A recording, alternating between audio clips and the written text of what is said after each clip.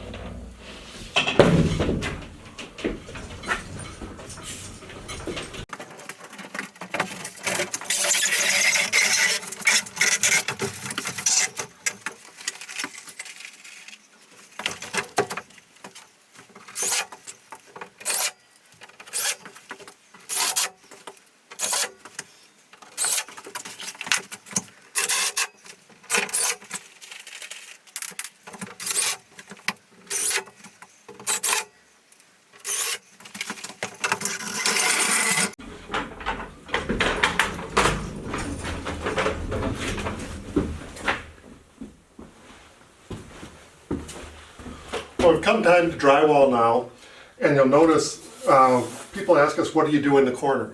And with this, we're back solid. So literally we can just put the drywall up right against the wall.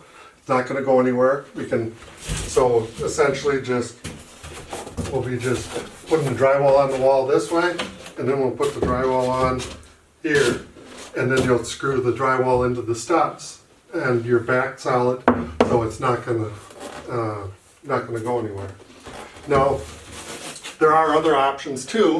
Some people prefer to take and put a bead of adhesive on before they put the drywall on, so that the drywall is bonded right to the adhesive. Another option people look at, people say, well, gee, I really need attachment in the corner.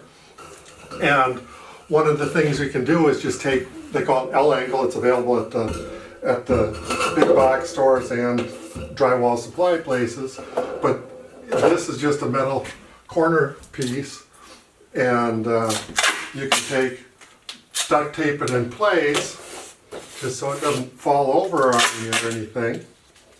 And then you'll notice when you put drywall screws into it, it will just, when you go to put the drywall on now, you're just going to screw in there, screw in the corner, like take your other piece of drywall and screw into there.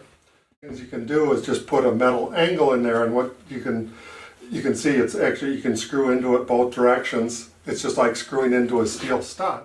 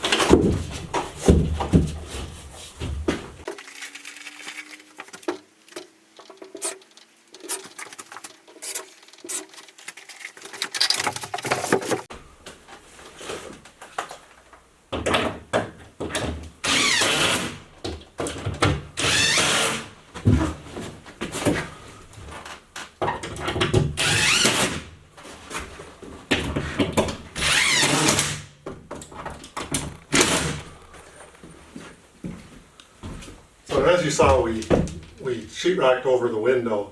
I'm just going to use a drywall stab saw now, and then I'll also use the Sawzall. But this will just stab through, and we'll just find where the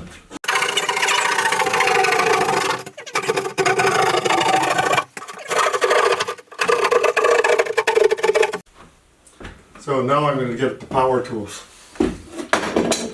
So I have a finished window jamb back there, so I just kind of mark this so I don't stick the blade in too deep.